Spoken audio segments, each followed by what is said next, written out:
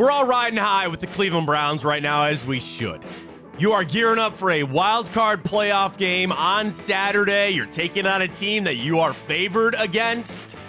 There's a lot to be really thankful about when it comes to the Cleveland Browns. That being said, part of being in a position of power is sometimes realizing your weaknesses, because if you don't address those, they get exposed.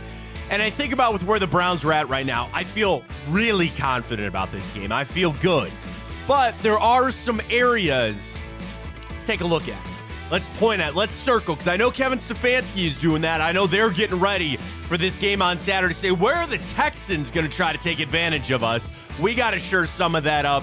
I want to run through some of those this morning as we get ready for this playoff game on Saturday. I can't stop smiling about it, Ryan Tyler. So excited for the Browns.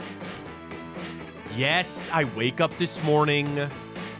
Michigan is a national champion. Ryan, our boost. Okay, fine. Should have listened to you, I guess. But nonetheless, we'll talk about that coming up. We got a lot of Browns to get into this morning. Cavs landed in Paris. They're ready to go out there. Big news for Ohio State. We got the bracket. We got a Blue Jackets boost for the first time in show history. We're going to get to a Blue Jackets boost today with our friends at Tipico. We got all of it. Morning update bracket. We got you locked and loaded right here on a 2 for Tuesday edition on Big Play. Welcome to the show, everybody. I am Matt Fontana. He is Ryan Tyler. Good morning. I wake up in a little bit of a haze this morning. No, it's not maize and blue. Those rat dogs. They get it done. Yes, we'll talk Michigan coming up in about a half an hour. I can't start the show with Michigan. I just can't do it, Ryan. I can't. It pains me. It was a good game for like 2 quarters, and then other than that, it was all Michigan, so they take down the national championship. What does that mean for Ohio State? There's big news with the Buckeyes. They get a running back. Quinshon Johnson is going to join the team, so that's a big boost for the Buckeyes, but is that national championship date? I'm not just saying this because I'm an Ohio State fan, but is that championship tainted for the Wolverines? God, I hope the Buckeyes get one, but I got a take on it. We'll get to that a little bit later in the show. We'll talk a little Cavs this morning. We have our bracket, which we are willing to get our final entries in, Ryan. It's your favorite 90s cartoon. Now, we've stretched that out a little bit, because as long as the cartoon started in the 90s, we will accept it. The thing is, are we going to put The Simpsons in? Because it's animated, but it's not a cartoon, right? I wouldn't consider it, because it's not like it's the not genesis really of this was like Ed and Eddie, because right? If I have to put in The Simpsons, then I have to put in King of the Hill. And we're not, Beavis right. and Butthead. So it's more cartoons geared towards younger audiences. Right, cartoon versus animated. Yeah. I think animated is Family Guy and King of the Hill. Right, exactly. So if you have any entry for that, do not worry. I already put Batman the Animated Series. This is a 1 seed. Come on, what are we doing here?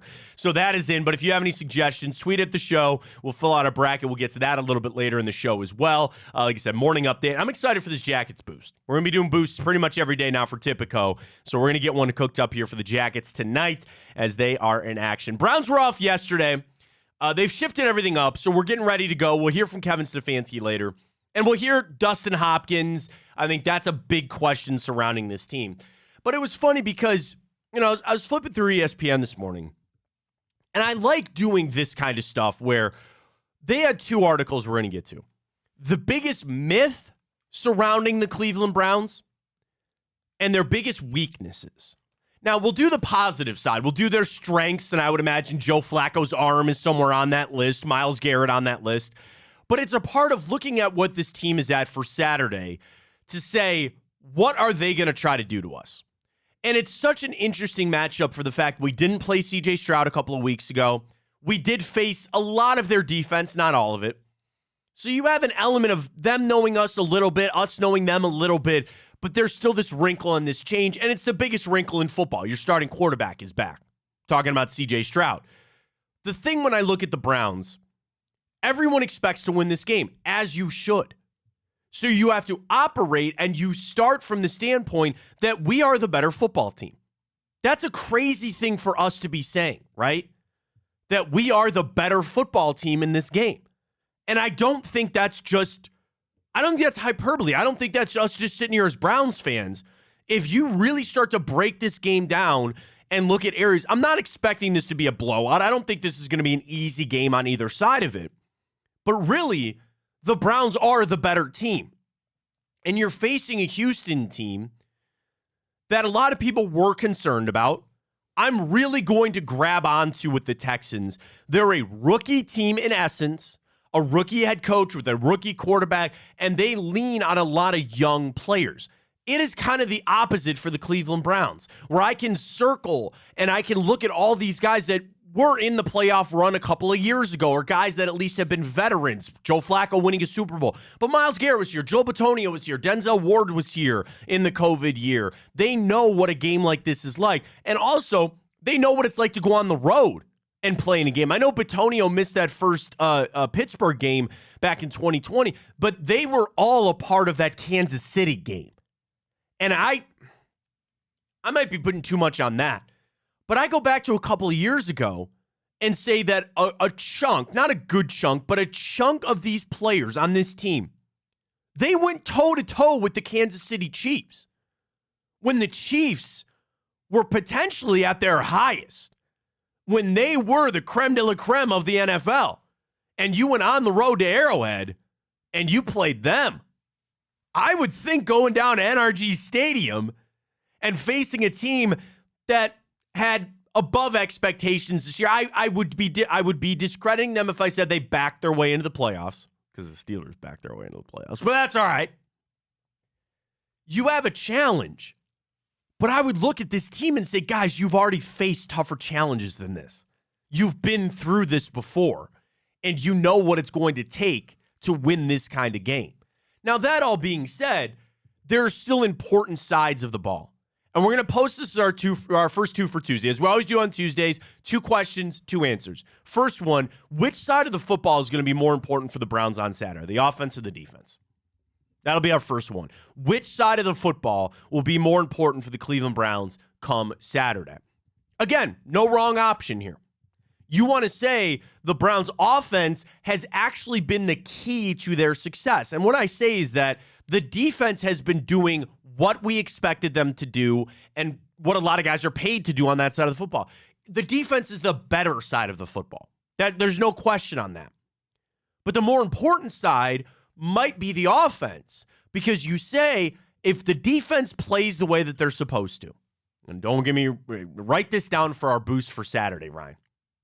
CJ Stroud interception. That is going to happen on Saturday. Put that in for our boost for Saturday. But if you can force turnovers on defense, you get in CJ Stroud's face, all that stuff, you then maybe shift the onus, you shift the importance back over to the offense to say, if you play to the level that we expect, and Joe Flacco keeps on the streak that he is, and the run game, which again, we've discussed a lot here on this show about, and the importance of if we can get it going with Jerome Ford and Kareem Hunt, if you can do those things, you're going to win this game. You are 100% going to win this game. So the importance might shift over to the offense. To the other side of saying the defense is the most important, you go out there and you say, this defense has won games single-handedly this year. Myles Garrett has had impact on winning plays for the Cleveland Browns. Go do that. Go do that. You're facing CJ Stroud, who is a rookie. You're facing Nico Collins, which I can't tell you how important I think it is that you still saw him in that game. Right? I'd have another little level of concern if you were facing Collins and Stroud without seeing them a couple of weeks ago. The Browns got a good look at Nico Collins. Now, I know he put up gaudy stats and was box score adult content there when he faced the Browns a couple of weeks ago, but you saw him. And you know what that matchup is going to be. MJ Emerson got reps on him. Denzel Ward, you know what it's going to be facing Nico Collins. In fact, wait, did Denzel play in that game? I think he did. I'm pretty sure he did. But anyway, the Browns defense, you know what you saw with Nico Collins. That's another area where you could lean to the Browns defense and say, I need them to show up and win this game. I need them to show up and win this football game. So that's our first 2 for Tuesday up at Matt Fontana Show. Drop us a follow there if you can. We're on Twitter. We stream there. We're, of course, on the YouTube channels as well at Big Play and at Matt Fontana Show. Use code Big Play. Big Play. Fontana 100 at Tipico. It's a new code, folks. We're going to give it a try here. So again, if you're signing up for Tipico, use the code Fontana 100. When you sign up, deposit and bet $25, and you get $100 in the bonus bets, and we'll be using those all season long. Do playoff booster or plenty here coming up for the Cleveland Browns. So I mentioned some of let's cast our votes, Ryan. Offense or defense, which do you see as being the more important side of the football for the Browns come Saturday? I'll let you go first on this one. Given that we're yet to go a game since our bye without a turnover, and kind of our formula this whole year has been causing turnovers, plus the fact that the Texans are a team that don't turn the football over, mainly due to C.J. Stroud not throwing interceptions, I'm going to put this on the defense to cause havoc and make him look like a rookie, which a defense really hasn't been able to do this year. I do think the Browns defense will be the best one that C.J. Stroud is going to face, that he has faced all year. So I'm going to put this on the defense as we have all year. When you're in the playoffs, keep doing what you've been doing to get there, and that's the defense. Now, it does go with the fact that we had to change stuff with Joe Flacco at the helm, but that doesn't necessarily change the whole formula to winning, which has been our defense. Well, and do you think the offense has now had enough games where the change of Joe Flacco, I kind of write that off? The first couple of games, I'm like, okay, they're changing stuff, they need to do this. We're now a month plus. Flacco started 5 games. This is now his offense. And there is an element that they've got into a rhythm and a groove very clearly. That kind of goes back to them sitting on last Sunday, and if you worried that they, that could throw a wrench into things. But I do look at it to say they're in the flow now. I think they're good. They're in the flow. And I mentioned that even early with Flacco, even when he first had those couple of games with Gardner, it's only going to get better. I said it's only going to expand. Kevin Stefanski's only going to learn more about Joe Flacco. Joe Flacco is going to get back into a rhythm of out there playing. And I'll tell you this, and this is why I'm going to vote offense. We'll differ on this one because I'm going to vote offense. As good as that defense is playing, and as good as they are, the swag and the momentum is on the offensive side of the football right now. The numbers that Flacco has been able to put up, the unlocking of David Njoku, I look at the offense being the hotter side of the football. I think that they are, again, the defense playing well. The offense might be playing a little bit better, as far as relative expectations. The offense is playing way above what I expected out of them. So I'm going to ask them to continue to ride that. Knowing, I want to turn over. I'm going to call my shot right now. C.J. Stroud interception. He really doesn't do that all that often. I think they're going to get. I'm feeling another tip one. You know what I mean? Ball gets tipped up in the air and somebody makes a diving catch. What the Michigan did that.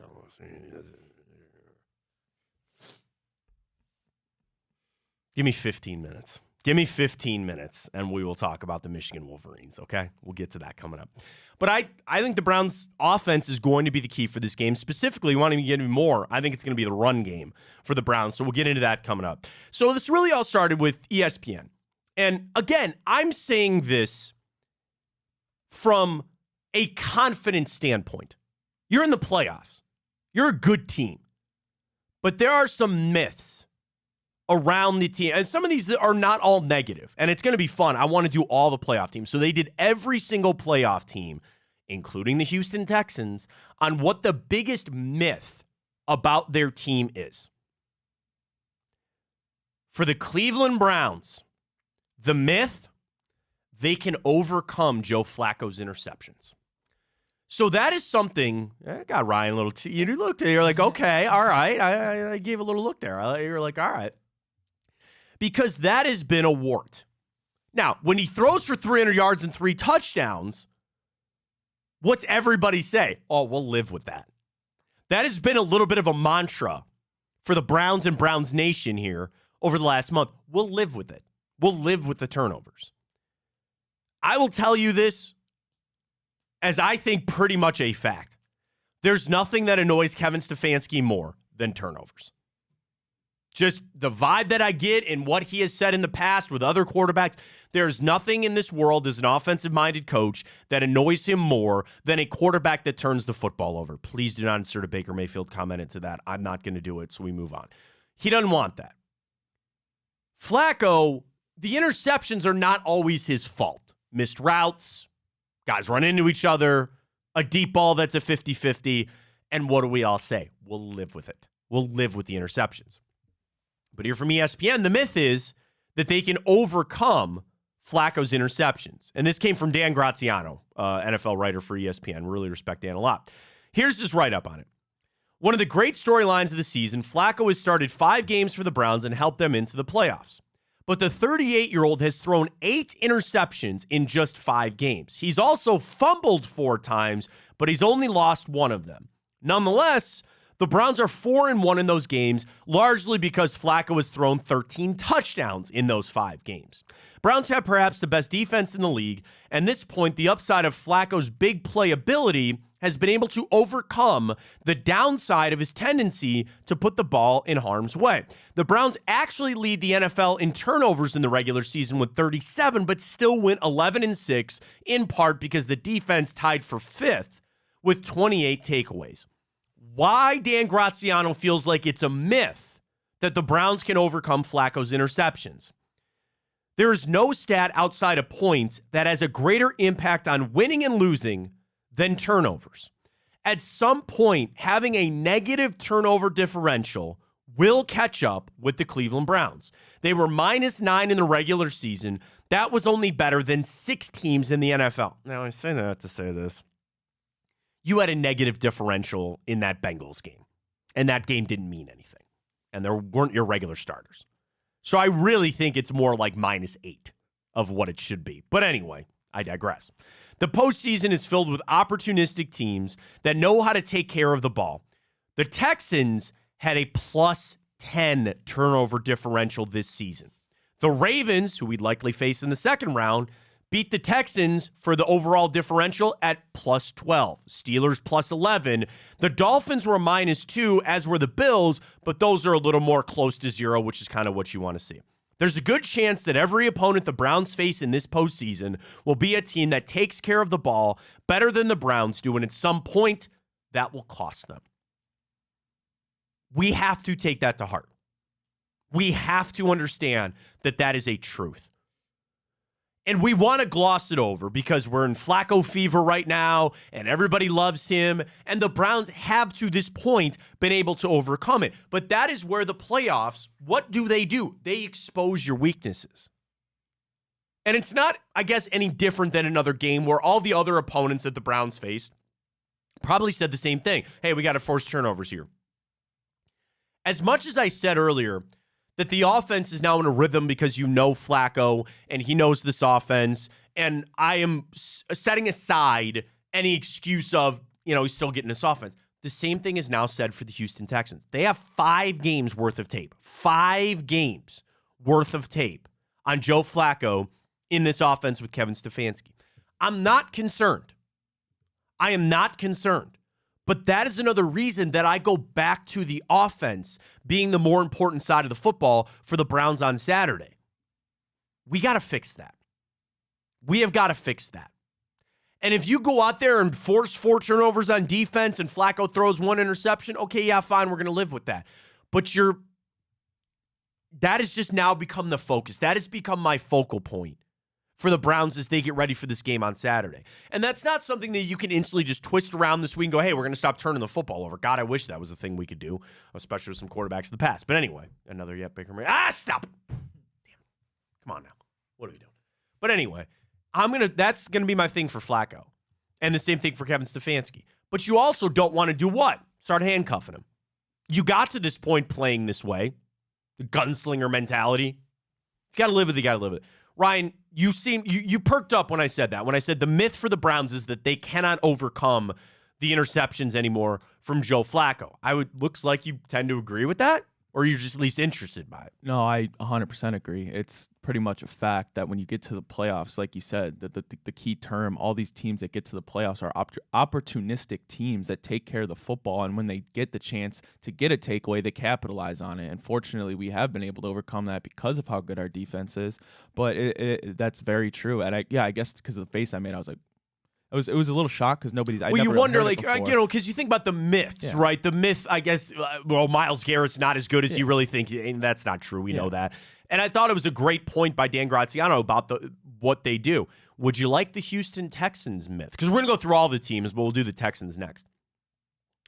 The myth for Houston, they have enough receivers outside of Tank Dell's injury. I agree with that 1,000%. I said that when they went down. When Tank Dell went down, which I don't want to see. He's a young, promising player, and that sucks. They look a little like us, right? You got one guy, and they don't even have David Njoku. They got one guy. And I think I said that on yesterday's show. You lock down Nico Collins, who I'm sure is celebrating today as a Michigan alum. You lock him down, and you say, we'll let Dalton Schultz beat us. We'll let Noah Brown beat us. We're going to play good run defense. But if I'm Jim Schwartz, we're going to have a conversation about him later. Maybe we'll get to this in hour 2. He's not getting some of these calls about head coaching, and that's good. We'll talk about Jim Schwartz later. But if I'm Jim Schwartz, you're doing everything to stop Nico Collins. That's it. That is the play right there on defense. And you say somebody else is going to have to beat us. If it's Denzel, which the body size is a little concerning with me on that, I think that's sometimes where your deficiencies at safety. We haven't talked about this. Could Grant Delpit come back? I haven't heard anything. We'll probably get an update on him later today from Kevin Stefanski. But that's kind of the lost man in all this is that if Delpit could return, that'd be, dude, how big would that be? How massive would that be? But I'm trying to lock down Nico Collins, and that's what Dan writes up. The Texans, the myth is they have enough receivers without Tank Dell. And his write-up, regardless of all the things that Stroud has done and the 3-1 in his final 4 starts before he missed those 2 games of the coaching protocol, and on the season, Nico Collins went for 1,300 yards. Noah Brown averaging, 17 yards per catch. But why it's a myth, Graziano says the Texans' passing game does appear to miss Tank Dell. And they've had to fight through other injuries too. But here's your stat. From weeks 13 to 18, the final 5 weeks of the season, Houston had just 15 receptions of 20 yards or more. That was 20th in the NFL. Now, before that, they had 54, including 7 for touchdowns. They were one of the best teams in the NFL on that last stretch. So again, weeks 1 through 12, they had 7 touchdowns of 20 or more. The final 6 games of the year, they only had 1. So the stretching of the field for Stroud, certainly impacted by the wide receivers there. You lock down Nico Collins, I think you're going to be looking pretty good on that defense for the Cleveland Browns. 2 for Tuesday is up. Vote which side of the football is more important, the Browns offense or the Browns defense. We will get to our other 2 for Tuesday, which I always think is a fun question to ask around this time of the year. We'll get to that, but let's run through the other teams' myths here from ESPN. Let's start with Baltimore. The myth, this is Lamar Jackson's best team since he's entered the playoffs. I could have told you that. No Mark Andrews. You're doing it with Zay Flowers, who's good. Rashad Bateman. You got Isaiah Likely at tight end. I agree with Dan. That's a myth that this is the best team that Lamar Jackson's had when he's entered the playoffs. Now, that being said, I think he's playing at maybe his best level ever, and that's what equals that out. Number 2 seeded Buffalo Bills. Their myth, Josh Allen isn't a great playoff quarterback. The write-up is, in his career in the playoffs, he's actually been a better quarterback in the postseason than he has been the regular season. From a yardage standpoint, from a QBR, I don't know. I mean, that is kind of like the turnovers are the knock with Josh Allen, but I think that was a little bit there about him in the playoffs and not. Kansas City, their myth, if they would just stop dropping the football, their offense would be just fine. Chiefs led the NFL with 38 dropped passes. What Dan is saying is, it's not just the receivers that are the problem with the offense there. Kelsey had his worst season of his career, not reaching 1,000 yards, and they are the most penalized tackles in the league. Jawan Taylor and Donovan Smith have been flagged as a combo more than anybody in the league. So if you're thinking about betting the Chiefs or how you feel about the Chiefs in that minus 20 degree weather coming up on Saturday night, just remember, it's not just about dropping the football there. Other teams in the AFC playoffs. Number 6 seed in Miami. The Miami defense is a top-level defense under Vic Fangio. That's a myth. Well, I mean, you lose Jalen Phillips, you lose Bradley Chubb. I'll listen to that. Number 7 seeded Pittsburgh. Mike Tomlin's defense rises to the occasion in the playoffs. That's a myth from Dan Graziano. I think I've tried to learn a little bit about sports betting. My accounts would tell you different, Ryan. But I try to learn, and there are games that you just got to feel and a vibe on, that you're ready to slam the bank on. And I'd like to say it's this Pittsburgh game, because I would sit there and say they don't have a snowball's chance in hell against Buffalo. And then I stop myself and I say, well, wait a minute. This has cost me before. Ryan, they don't have a snowball's chance in hell in that game. Buffalo is not that good. That's my problem with this. I've been saying that for weeks now. I'm going to Tipico. I don't understand. And why are the Bills the only team that gets a positive spin on this? About what? The myth. Every team's myth is like they have a. Oh, I've got other teams that are positive. There are on the NFC side that there's a positive. There are other ones that are positive. Let me get to Tipico because I want to see what the spread is. I'm going to guess it's 6. I'm going to guess it's 6 for the Bills and Steelers. 10. 10? 10. Oh, Steelers all day long. See, that's what I'm saying. I don't like it. That stinks of a Fontana special. I'll wait for that game to kick off and hope that they kick a field goal or something like that and figure it out. All right, biggest miss for the NFC teams. We start at the top. Number 1 seeded San Francisco. Brock Purdy's numbers are inflated by the Niners' run after catch ability. Basically, Graziano saying Brock Purdy's still a good quarterback, throws it down the field. Dallas Cowboys, the myth that they have a bully element to them. He's taking a shot at their mentality over there. He says they beat up on bad teams, but inflates their numbers when they play bad teams, and that should. But Prescott's winning numbers against winning teams are still excellent. So his point is, I guess another way to put that, the myth is that Dallas only beats up on bad teams. In reality, they still play well against pretty good teams. Detroit's myth. Jared Goff is a different player than he was with the Rams. I think he looks pretty much the same, so that's why that's a myth there. Tampa Bay, their myth, Baker Mayfield only throws the ball to Mike Evans. Godwin, they run the ball well. Okay. Eagles, their myth, they have a feared pass rush. Apparently they don't. I don't think they have a feared defense anymore. No. I don't think they're a feared team. Absolutely. To be honest with you. Here's a positive one. The myth that Cooper Kupp is over the hill and not the Rams' best receiver anymore. I completely agree with that. You want to know why? Sean McVay is smart. Go ahead. Let everybody talk about Puka. We'll unleash Cooper Kupp on your ass. We'll do it. I completely agree with that. I think that's a smart thing to do. Go ahead. Elevate Puka Nacua. And he's doing all these things, which is fantastic. Let people lull into that false sense of security that Cooper Kupp can't do it anymore. All right, I'll do that. I'll listen to the Rams. And the final one for the Packers, the myth, their offense is too young to make noise in the playoffs. Did you see that statistic? They are the youngest team in NFL history to ever make the playoffs. Yeah, all the receivers are pretty much rookies in the second year. Everybody. So, yeah. I'm a big Jordan Love believer. So that's where I agree with this myth that if they're too young, dude, let it go. Let it string on out, so we'll see. So there's all the myths for all the teams in the playoffs. We'll get to this coming up in hour 2. The Browns' reason for hope, reason for concern, and their stat to know from Seth Walder for the game coming up against the Houston Texans. Everything I do for the Browns, I'm going to do for the Texans. Their first game outlook, their reason for hope and concern, and their stat to know. We'll get to that coming up in hour 2. I do want to talk Jim Schwartz because the Panthers are doing something I've never seen in the NFL before. They're being as transparent as possible going through their coaching search. On their team website, they just legit put up a list of the guys that they're interviewing. I've never seen that. That's interesting. So we'll talk about that. We know Glenn Cook, Browns assistant general manager. He's in some interviews coming up as well. So we'll discuss that. Got a lot coming up in hour 2. But folks, I got to talk Michigan when we return. I got to do it. Yes, they won the national championship game last night. Yes, that was kind of a dud of a national championship game. But is it tainted? Better than last year's. Yeah, that's true.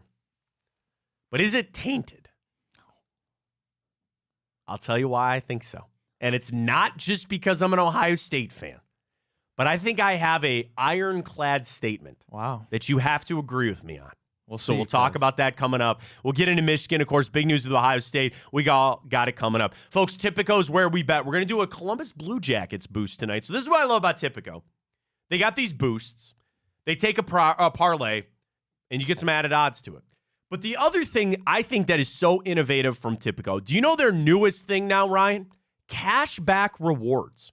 So you can earn real cash for every $100 you place on bets with odds minus 201 or more. So what you do is you place your bet, minus 201 or better, or worse, I should say, and you can earn rewards. It's kind of, it's the reward program. For every dollar that you bet with that, you're going to get that cash back, and you can use it in the app to continue on with your bets. The other thing that I am super excited to get into with Tipico is their new, I want to pull this up, Flex Parlay. And what this is on Tipico, you place your parlay, 3-leg, 4-leg, however you want to do it. And you can do a flex parlay, depending on different odds, where you just need maybe 3 out of 4 of those things. Folks, if you just want to do 2 out of 4 legs of a parlay to hit, you will still cash. There are different odds that go along with that. And when you do your parlay, the flex parlay comes right up on Tipico. It's right there. I love this, man. I think this is really awesome. So if you got 4 legs of a game that you really like, but you're saying, I just want 3 of those 4 things to hit, you can get different odds on that, place your bet, and you'll be a winner. I love it with Tipico. Use the code Fontana100 when you sign up. Deposit and bet $25 when you put that code Fontana100 in, and you'll get that $100 in bonus bets to use on whatever game you want, whatever flex parlay that you want, whatever boost you want. It's all rocking with our friends at Tipico. Super excited to be back with them this year coming up. They're the best. I love the app. Dude, I can't tell you how excited I am about this Flex Parlay. I think it's going to be really awesome. So we'll be telling you more about that as we continue on. Get signed up with our friends at Tipico today with code Fontana100. You knew I was going to be angry this morning. You knew I was going to be angry about it. But I have an ironclad statement that you have to agree with me on when it comes to Michigan and them winning the national championship. We'll talk about it next. Fontana Show right here on Big Play.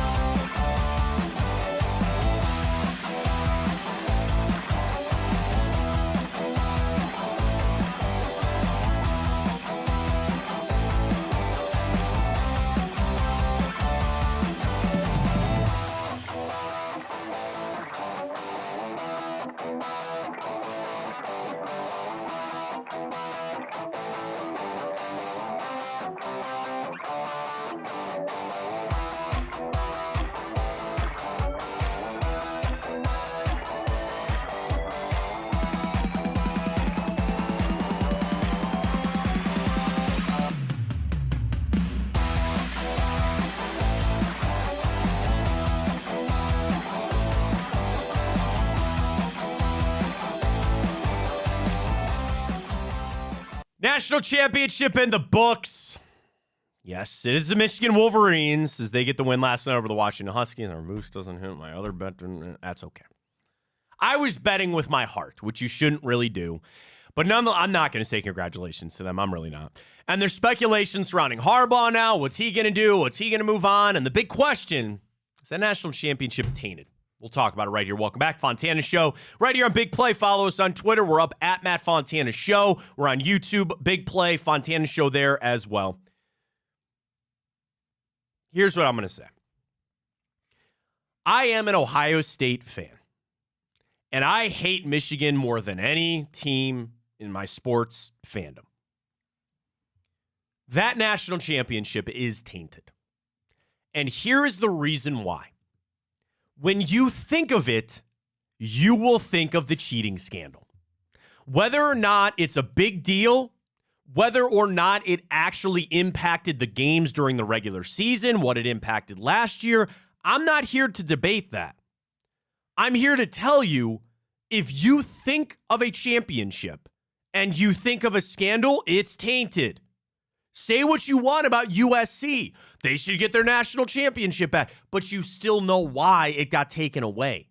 You still, when you think of Auburn winning it, I think of the scandal around Cam Newton and the payments and this and that. It doesn't mean that they didn't deserve to win it. People sometimes use that word tainted to feel like they didn't deserve to win it. They went undefeated, they beat Alabama, and they beat Washington. They are the national champions. I'm not saying that they're not, but you are going to think of this national championship and you're going to be reminded of Jim Harbaugh's cheating scandal. It's tainted.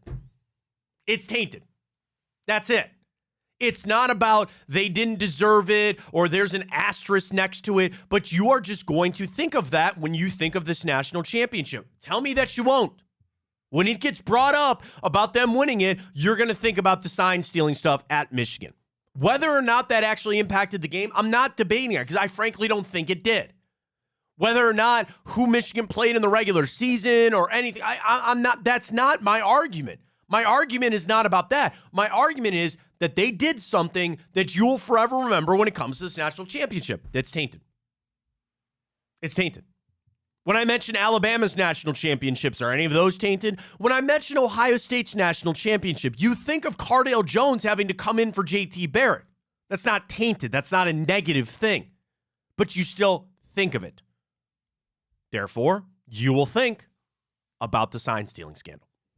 Would you agree with me on that, young Ryan, or no? Yeah, I didn't know where you're going with it, but I would. You were kind of like, "There's no way," right? There's no way. Because, but you see where I'm coming from on that? No, It's I get just what you're saying. People get the difference of they think that it's a lesser of a championship or that they shouldn't have it. Now, trust me, there are some Ohio State honks that are going to be screaming that from the mountaintop. They wouldn't have won that game or they wouldn't have done this if they hadn't been cheating, all that kind of stuff. I don't frankly believe that. I don't buy any of that. They won the championship last night. The game was played on the field. And in the difference, too, of, like, recruiting violations almost are a little bit of a worse offense to me because you actually got the player on the field. Now, the sign stealing, you actually impacted the game. Like, you actually made that an unfair playing field.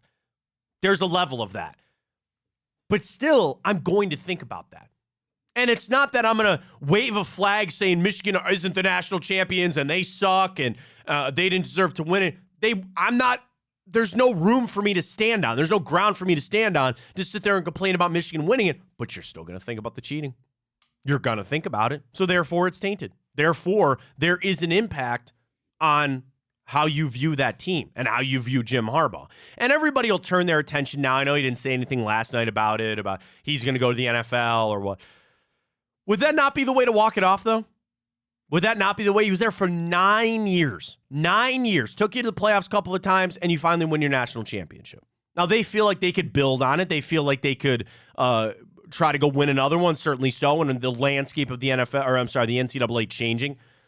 I think that's an underrated thing when it comes to Harbaugh, staying at Michigan or not. Now would be a pivotal time to get out of the NCAA. There is more change about to hit the NCAA football, just hitting football, I guess, something there. But there's more change about to hit it than anything. And if you're already kind of thinking about go, Trust me. Because the NCAA that we all knew, it doesn't exist anymore. It's not there anymore. And it's going to change so much next year, not just on the portal, not just on the NIL, but with the playoffs and all that. So if you're even leaning, if you, even a little part of Jim Harbaugh says, I'm kind of sick of doing this, or this isn't really where my heart is, you could say the change could help or make him feel better about it. I don't buy that. I say get out. And that's not me even rooting, yeah, get him out of there. He's a good coach, and Michigan will go back to being, bad and all that kind of stuff. I would just really think, I'd wake up this morning saying I would lean towards Jim Harbaugh leaving. I would. It lines up perfectly. You won your national championship. You're going to be losing some of those guys that you won it with. NFL is calling. The money is there. And you have these sweeping, massive changes in college football. It's the perfect out. The door is wide open. I think he's going to walk through it. I do. I don't know if I felt that the other day, but I think I feel it this morning. I think he's going to leave. He's going to go to the Chargers. That's my call. Panthers seem to be hot and heavy over him. We'll see. We'll get around this coming around. We'll do the morning update, too. Because now there's these things that Belichick might not actually leave New England. They bring Josh McDaniels back. Why would they do that? Did you see that report? No. That Belichick might actually stay, but then they would bring Josh McDaniels back as the offense coordinator. Like, that would fix Mac Jones. Like, that would fix the offense there. He's going to get cut, right? Who? Mac Jones? Probably. Why'd you keep him around? Yeah. I don't know. But yeah, that was something out there. Like, let's just, let's pull the reins back a little bit on Belichick leave. Because the other report out yesterday was that the Falcons would be super interested in Belichick. That makes a lot of sense. I don't know why. I think Belichick to the Falcons makes a ton of sense, which is weird. And I don't think they'd be very good. But you know that there's going to be more openings coming too. And I still hold out. There's going to be a shocking one that we haven't seen yet. And there'll be an owner that probably throws a lot of money at Jim Harbaugh. The Saints. That would be crazy. That would be pretty crazy. It would be. To the game last night, it started out, everybody's like, oh, God, this Michigan, could anybody stop Donovan? I said Donovan Mitchell. Edwards. Yeah. Nobody can stop Donovan Mitchell or Donovan Edwards last night. It was crazy to see just, what did he finish? I think he finished with like 3 carries. At one point, it was like 2 for 80 something. And something 2 like that. I think he finished the first half with like 3 carries and some insane amount of yardage and the 2 touchdowns there. So you felt that, and it was funny because at halftime, it was 17-7.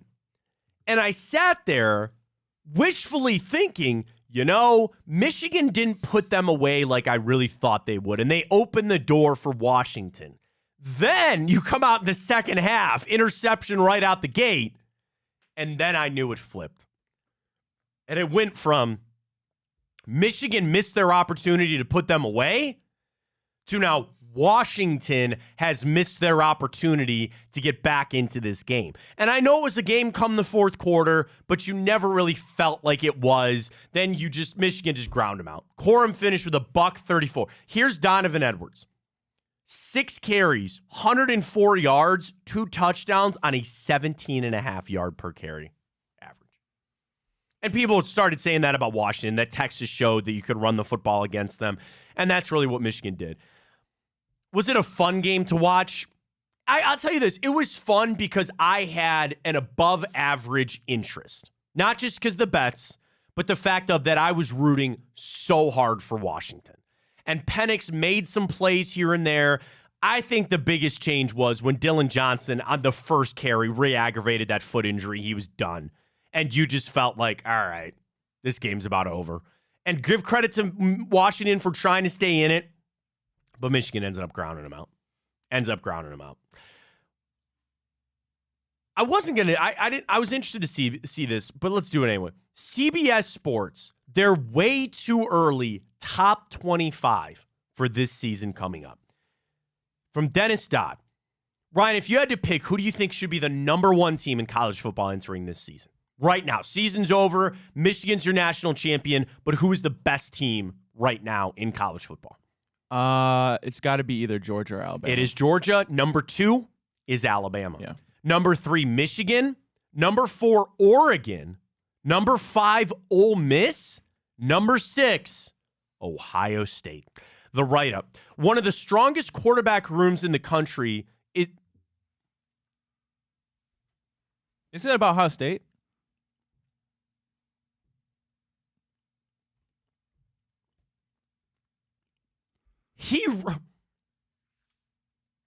Throw the article away. He writes, one of the strongest quarterback rooms in the country is suddenly in transition. Upset that Avery Johnson is being promoted at Kansas State. Will Howard transferred to Ohio State to replace Kyle McCord, who transferred out because, will the Buckeyes be better at the position in 2024? CJ Stroud seems like a decade ago. I am extremely confused by that write-up. Is he talking about that it's strong because we now have Will Howard? Or is he talking about it was strong because you had a room at one time that had Joe Burrow and C.J. Stroud and Dwayne Haskins and Justin Fields? I think it must be that. Huh. Ohio State 6. You think it's too high or too low? Texas is behind them. Missouri is behind them. Notre Dame 9. Arizona 10. I think that's a good spot for him. I think that's a fine spot. Yeah, I like 6. Ole Miss is ahead of us, but the interesting thing is we just got Quinshawn Johnson in the transfer portal. That's big news about Ohio State. We'll get to that in the morning update coming up in a little bit. That is actually, I was kind of tempered on the Will Howard. This is one that you look at, okay, that's good. The number 1 running back, the number 4 ranked transfer portal player, he's going to Ohio State. He's going to Ohio State in a running back position. They need that bat to Mine Williams leaving. I think there was a case this morning to be made about TreVeyon Henderson staying. We'll get to that in the morning update coming on with that. But Alabama, Georgia being 1-2, I think is fine, and Michigan being at 3. J.J. McCarthy still, because here's the thing. Michigan is on a teeter right now. It could all come crashing down for them. If Harbaugh leaves and McCarthy says, all right, I'm going to the pros, they only have the number 15 recruiting class in the country at Michigan. There might not be a lot of reinforcements coming. That might be another reason that Jim Harbaugh decides to leave on out. Season's over. There is a sad element to me about the end of the 4-team playoff. I liked the expansion. The one thing that I am not excited about, and I know I'm a stick in the mud when it comes to this, all these teams jumping conferences. I know you would instantly say, man, this is good that UCLA and Oregon and all these teams are coming to the Big Ten. I'm a little skeptical about it. I'm a little pessimistic about it. And I understand that I am in the minority on that. This is more money. These are better games. That's what any fan should ask for. Better games week in and week out. I don't know. I'm going to be open-minded to try to see how this plays out with all the conference shifting. The portal and NIL, those are different problems that they got to figure out. I'll remain open, but I start out a little pessimistic on it. So as the season ends, it's an end of an era and a point. Michigan, your national champion. You get ready for what's going to be a giant season coming up for the college football landscape. We'll see that. All right, we never posted our second 2 for Tuesday, and I apologize on that. I said 'tis the season for this. Do you set and follow New Year's resolutions? Yes or no? We are now about a week in. I know there's a lot of people that say, oh, you go to the gym. You go do this. Gonna do that, whatever. But do you set and follow New Year's resolutions, yes or no? And I think people will vote on this of how, I guess I would look at it like this. People set them and they follow them, but then eventually they fall off, right? Doesn't everybody say that they're going to do something in the new year and that they'll start whatever it might be? You do it for a month and then you fall off. I guess it's like, do you actually follow it throughout the year? Ryan, do you set New Year's resolutions for yourself? No, I don't. Okay. I don't. So you don't even buy it? I don't buy it. If you really want to change something, just start today. I say I set them. Last year I said I was going to set one. In a way, I think I set one this year. With everything that's happened, I've tried to be more positive. And I think I'm a pretty positive person to begin with. But I think more about controlling what I control in the future. So it's like a mindset. I guess I had a mindset shift. Do you know the most common New Year's resolutions? This is from Forbes. Can I guess some? Sure. Number 1, 40. So they did a one survey. This is for this year. So they did this survey late last year. These are the most common New Year's resolutions for 2024. There is the top 5 here. Okay. And the percentages don't necessarily, they don't add up to 100% because I think multiple people might do multiple ones. So if you had to guess, 48% of response was what? Go to the gym. Yes. Improved fitness is number 1. Number 2, 38% of people responded as this being their New Year's resolution. Stop smoking. Good guess. No. Stop drinking. No. Find a hobby. No. Good one, though. I think that's a fantastic New Year's resolution for anybody. Find a hobby. Improved your finances at 38%. Is that really a resolution? I guess you could say you start budgeting more. I guess. I mean, that's at this time of the year, people say, all right, I'm going to take a look, more at my retirement or start putting money away and all that kind of stuff, which is funny because you get into tax season. You really should do that after tax season, but here we are. So improved finances at 38%. Next up, number 3, 36%. So smoking and drinking wasn't on there? They're on the list, but they're not that high. Oh, wow. Which, again, like you said, I got it. You think you got it? Well, go to church more. That's be more That's religious. a good one. That's a good one.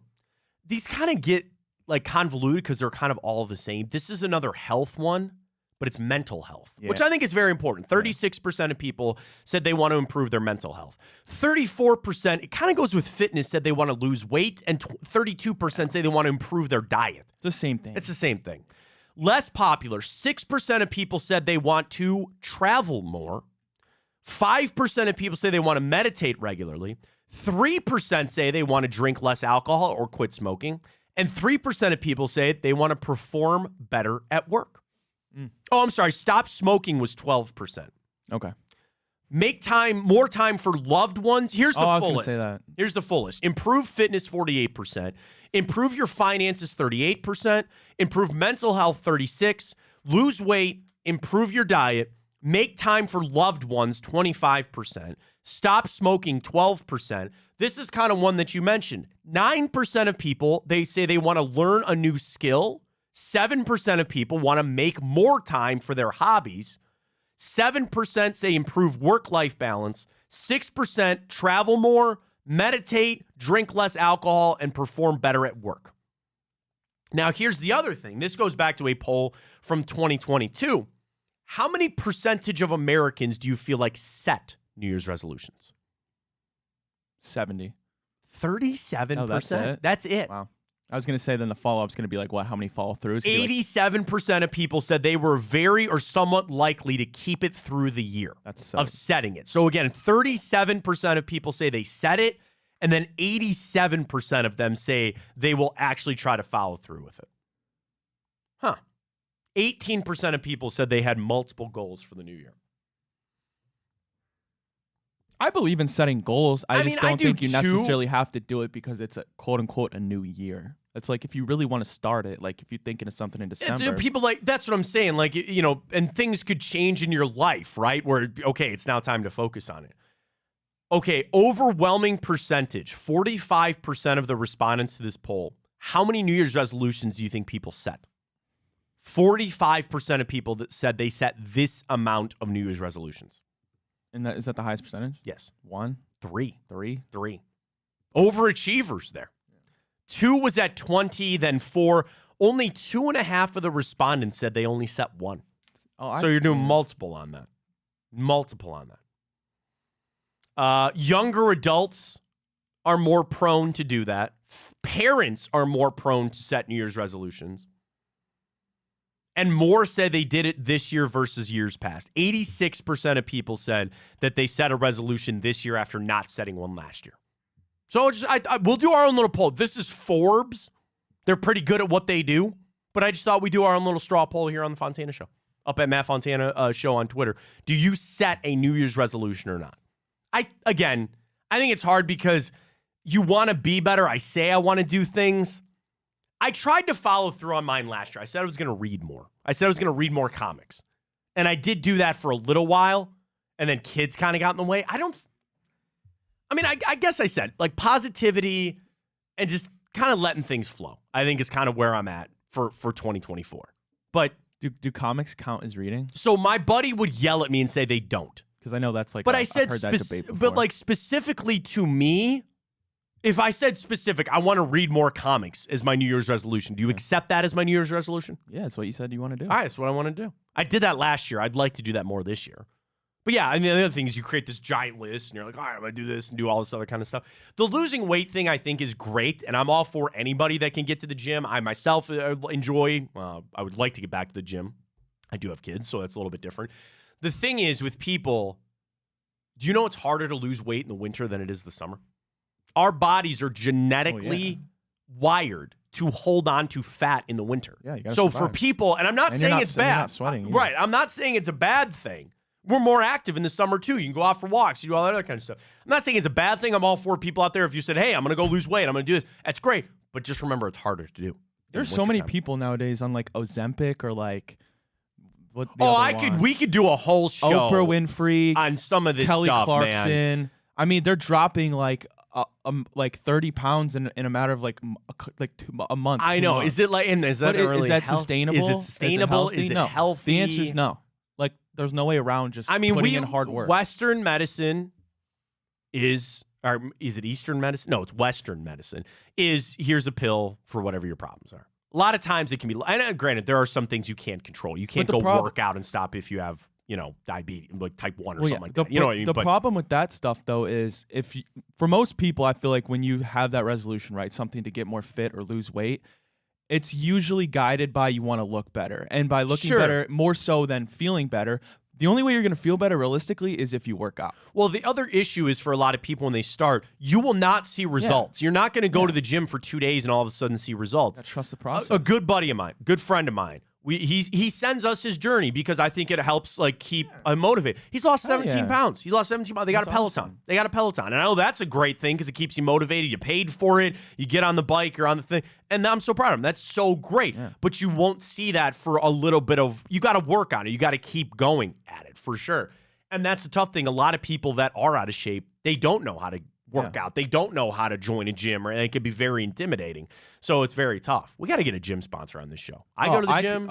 I watched this one show. It was so true. When kids are taught about health, or when kids are taught about to eat right, to exercise, it's all molded around really looking good because that's how our society is nowadays with social media. It's to look good. However, the real benefits of that aren't necessarily looking good. It needs to be focused on you do this to feel good. Oh, sure. But nobody does that. It's all taught to us to look good. Yeah. Right. And again, I say this relative, and we're not doctors. We're not pulling an Aaron Rodgers thing here. He's going to sue our ass. You got some of that stuff you just, you want to, like you said, you want to look better, but in reality, you are going to feel better. You could resolve some of your problems. So I'm just interested to see. What do you think our poll is going to be? What do you think our poll is going to finish out of? Did you set a New Year's resolution or not? Probably not. I'm going to say more no. More no? I'm going to vote. Do you count that I said yes on mine? Do you think I have one?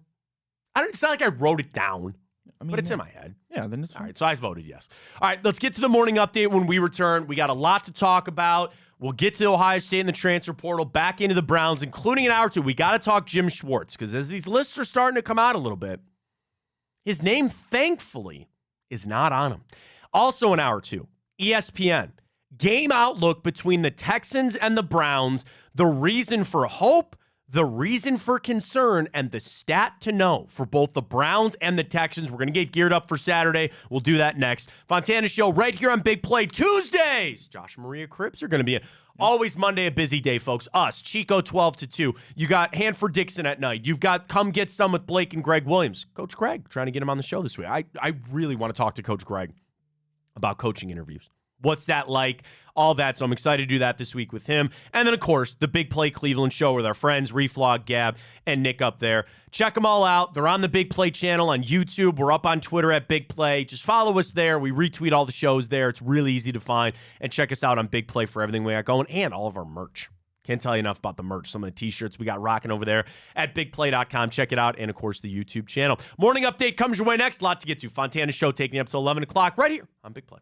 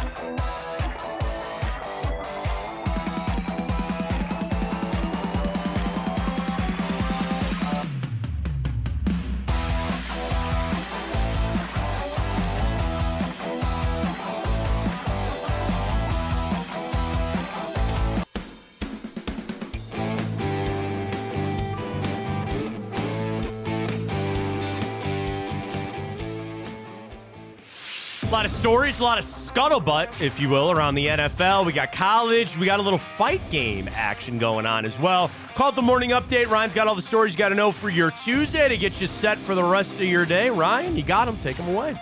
Well, according to Harbaugh, J.J. McCarthy is the greatest quarterback at Michigan ever in history. And, well, he did just win a championship, even though didn't throw the ball very much at all. Blake Corum show, Donovan Edwards show, but Michigan is king of the college football landscape, scandal or not.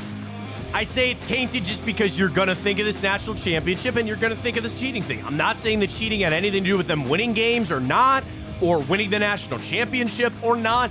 It's just when you think of the championship, you are going to think of the cheating scandal. Therefore, it's tainted. Not my fault.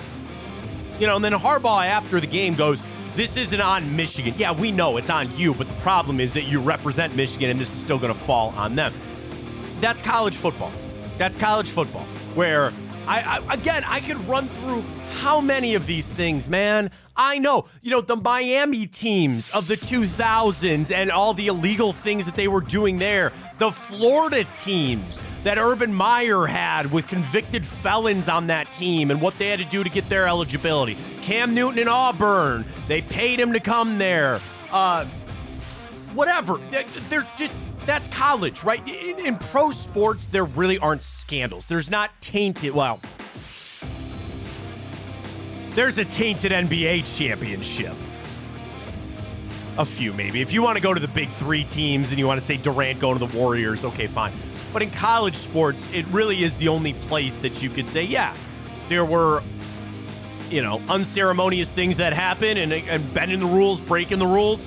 And it happens. It doesn't mean that they weren't the champions. It doesn't mean that I take away their national championship. I'm not one of those blind Ohio State fans. And again, I started by saying I hate Michigan more than anything. They won the national championship. There you go. There you go. They're your champions. But I'm still going to think of the cheating thing, no doubt about it.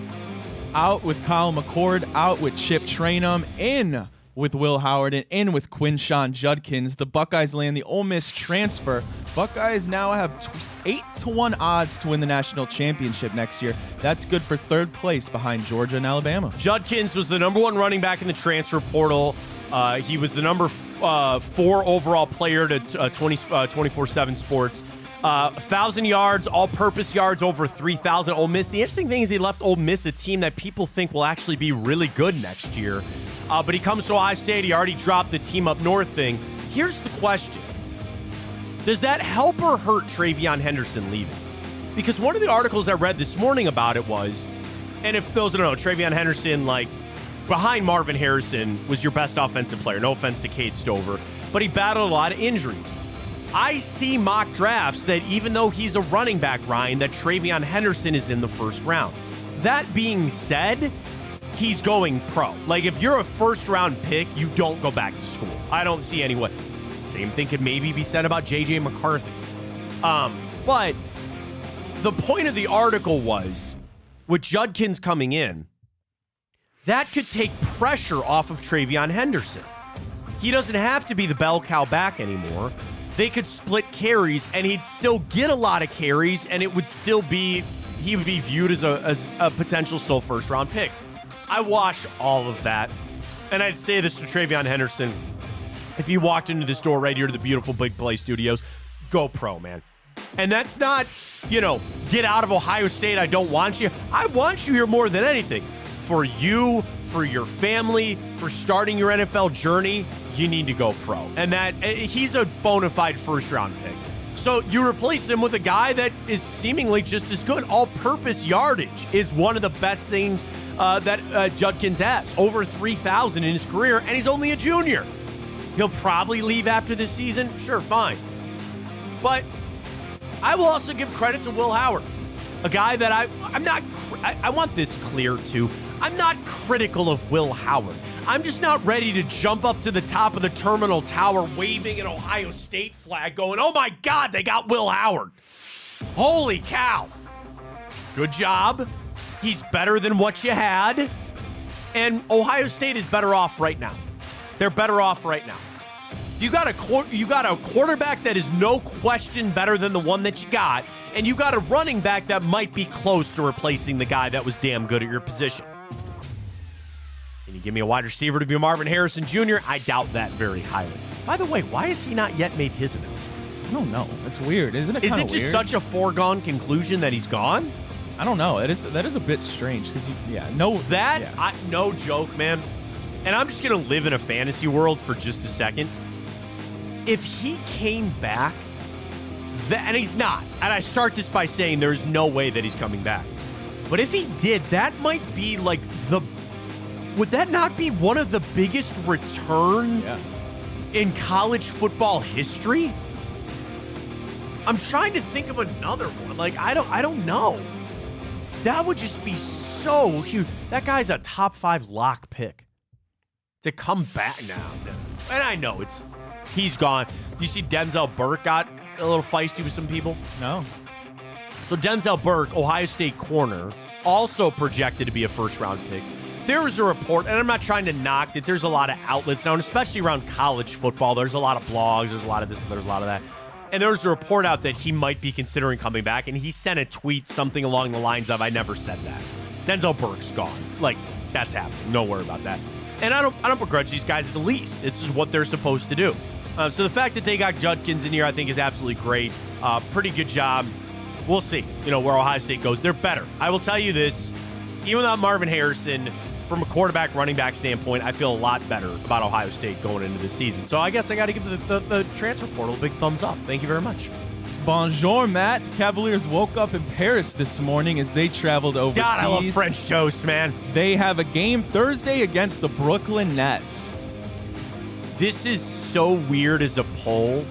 I don't know if we should do it as a bracket. What's your favorite type of bread? Because a French baguette, there's nothing quite like it. Have you ever had French toast made with a French baguette? It's gas. So good. Thick whipped cream, get some berries up on that bad boy. Baguette is so underrated. They are very, very delicious. A sub roll is good. Italian is great. But the French baguette might be goated. That might be goated as the best overall piece of bread. I'm sure they're going to indulge a little bit. Yeah, they're over there in Paris. Are they playing 2 games over there or just 1? I believe just 1. Okay, they're over there for just 1. I think this is cool for the NBA. It's certainly a lot more feasible and easy than the NFL expanding out. But I think it's pretty cool. I can't say that I know of any Cavs fans that made the trip to Paris. Like, Browns fans go to London. They'll go to these games. I don't know if any Cavs. Maybe they did. Maybe, I have no idea. I think it'll be pretty cool to watch, certainly, and expanding the game on out. We just got to wait yet another 2 days. It's crazy. Cavs with travel and everything, they got 5 days off to go on this. Hopefully they use this as a little bit of a reset, use it for some time to continue to get healthy. But I'm excited for these games. I think this is well done. I like all these sports kind of expanding out. I don't know why I thought of the NHL Winter Classic, because that's kind of their version of it, of expanding out and playing outdoors. Although, did you hear this year's fell flat on its face? Not good. I'm waiting for the Jackets to play at Ohio Stadium. I'll be there for that game. I don't care when it is, what tickets are, I will be at that game. The Blue Jackets versus whoever they play. By the way, our Blue Jackets boost coming up with Tipico. We'll get to that later in the show. But they do that at Ohio Stadium. I'm in all the way. For the Cavs, it's going to be a fun little trip. Get a win, come on back. That's all I ask.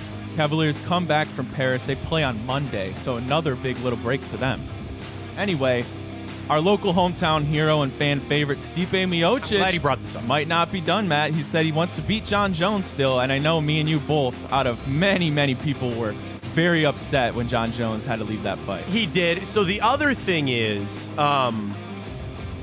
that he wants to fight Tom Aspinall after that. So for those who don't know, John Jones was supposed to fight Stipe Miocic this past fall. Jones tore his pec. He was out. In the meantime, there's this guy, Tom Aspinall, who's been beating everybody up, and he won the interim title. Well, now he's coming out saying, no, I should get to fight John Jones. He's the champ. I'm the interim champ. Stipe voiced up and said, you can wait your turn, man. Let me beat John Jones, and then we'll fight. I'm super excited for Stipe to get this fight. I just hope that John Jones doesn't have to pull out again due to injury, but still, can't wait for this fight whenever it is. Tom Aspinall, I like you, man. Big fan. Wait your turn. Wait your turn, man. Well, we'll end the morning update with a clapback from Jimmy Kimmel. He didn't take too kindly to Aaron Rodgers' words about him, accusing him of being on the Epstein flight logs. He said many things about Rodgers, including that he has a hamster brain, and that was not the word. Shot. That's a shot right there. So think about how this all lines up for ESPN. Kimmel's first show of the new year was last night.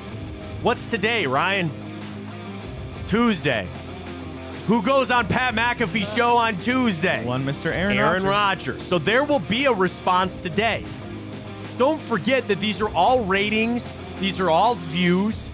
And I know ESPN can act like they're upset with him, and then, McAfee calling out that Norby guy. How does he get a name? Is his name Norbert? I don't know. Norby? I don't know who he is. But anyway, it's all ratings. It's all kind of, I don't want to say manufactured, but ESPN and ABC are they're piling in the cash from all this thing. What do you think the money line would be for Aaron Rodgers if they stepped in the ring? I don't know, man. Kimmel seems pretty fit. But I don't know. I'm assuming Aaron Rodgers. He seems small. Is he? I don't know. I have no idea. Let me look it up. I don't know. Celebrity boxing. Celebrity boxing is a beautiful thing. No, I mean, what Aaron Rodgers said needs to be held accountable. I'm sure there's a legal aspect to it. The other thing is, this is ESPN and on ESPN Crime, or like ABC on ABC Crime. And a lot of people are coming and saying, they don't like that, and you shouldn't do that. Pat McAfee said his relationship is strong with ESPN. I don't think I'm going out on a limb to say he will not see the end of that deal. That deal that he signed was 3 years, 84 million or something like that. Pat McAfee is at his best when he's uncontrolled. ESPN needs control. That's why I never thought this was actually going to work out. It seems to be off to a bad start, but it is what it is. We'll see if the lawyers actually do get involved. Great stuff in the morning update there. All right, let's get to it. 5 years, by the way. 5 years, 17 mil a year for McAfee. Okay. Yeah, he ain't seen the end of that deal. I'm sure he's made good money already, and more money than I'll tell you this, more money than I'm making at Big Play, but we'll work on that one day here at Big Play. That's fine. Still, I don't think there's any way he sees the end of that deal there at ESPN, because they got to remember, too, dude, it's the 4 letters. And I work for the 4 letters. I did. Well, I worked for an affiliate. I still work for ESPN. And there are rules, man. There are rules. And even if you're Pat McAfee, sometimes you got to follow those rules. All right, speaking of the 4 letters, we go back to ESPN, and they run through all the playoff teams with 4 different categories. Number 1, their game outlook for their first round matchup, their reason for hope, their reason for concern, and a stat to know. We dive into the Cleveland Browns. We start odds to win the Super Bowl, plus 2,500. Their chance to make the Super Bowl, 2.4%. All right, 2.4. I'll take that. Their first game outlook. Browns' first playoff game in 3 seasons will come in Houston as they take on the Texans at NRG Stadium. A game in which, don't forget, Amari Cooper caught a franchise record 265 yards and 2 touchdowns. Number 1, reason for hope for the Cleveland Browns. Myles Garrett. They roll into the postseason with arguably the NFL's best defense, and Myles Garrett is one of the NFL's elite pass rushers, while you have Denzel Ward and Martin Emerson locking up opposing wide receivers all season. Cleveland's defense is a problem for any style of offense that they will face in the playoffs. That is your number 1 reason for hope. I would agree with that, Ryan. Joe Flacco might be second on that list for a reason for hope because of how he's played, how he's handled things, all of that, without a doubt. I think is a reason for hope there for the Cleveland Browns. I will give you the first crack at this and the guess. The number 1 reason of concern for the Cleveland Browns. Turnovers? Turnovers is correct. The Browns have committed a league-high 37 turnovers. They've shown somehow to overcome those in part because their defense has forced all the ones that they have. The defense, will they be able to continue to do that in the playoffs? History suggests that will be tough. Their stat to know. Circles Jeremiah Owusu-Koramoah. From Seth Walder, JOK ranks 2nd among linebackers in run-stop win rate and recorded an excellent 31% pass rush win rate on his 78 pass rushes this season. He's been on the field 100% of the time for Cleveland. When he's been out there, he's been strong. Jeremiah Owusu-Koramoah, all right. Yeah, he's been balling, man. I mean, snub Pro Bowl. I think he was an alternate, right, and all that kind of stuff. But playing like he knows he needs to get paid. That was a pretty interesting stat. That he does. All right, we go over to the Houston Texans. Of course, game outlook versus us. They didn't have C.J. Stroud. Their reason for hope. Cleveland. Houston has beaten playoff contenders. I guess we have too. The Texans have 4 wins against the Jags, Bucks, and Bengals with Joe Burrow. We're on a 4-game win streak. With Offensive Rookie of the Year candidate C.J. Stroud, he's the Offensive Rookie of the Year, Houston believes that it can beat anybody. Now, the problem and the biggest reason of concern for the Houston Texans, they have lost to bottom-tier NFL teams. They gave Bryce Young and the Panthers their first win in Week 8. They lost to the Falcons with Desmond Ridder and allowed him to have a career day in Week 5. And the Jets in Week 14, who have the 29th ranked scoring offense, dropped 30 on them. While Houston won't face those type of the teams in the playoffs, it's hard to know which Houston team will show up. So their reason for concern, they don't play bad teams well. Here's my spin on that. It sounds like they get up for the good teams. Oh, wait, they're playing good teams. So they should get up for these games. I don't know. Stat to know, wideout Nico Collins ranked 10th in the NFL in both catch, score, and yak yards.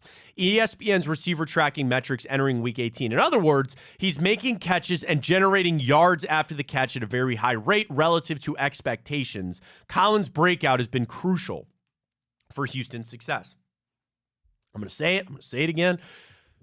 You got to stop Nico Collins. And I think it's the big body. When you think about yards after the catch, you think of speedy guys, right? They catch the ball, and then they turn the afterburners on. Nico Collins is different. He's big, he catches it, and you don't tackle him. The Browns have got to be sure tackling in that secondary coming up for this game on Saturday. Well, speaking of that defense, it all starts with Jim Schwartz. So the Carolina Panthers, they're doing something different. They're leaving their coaching search wide open to the public.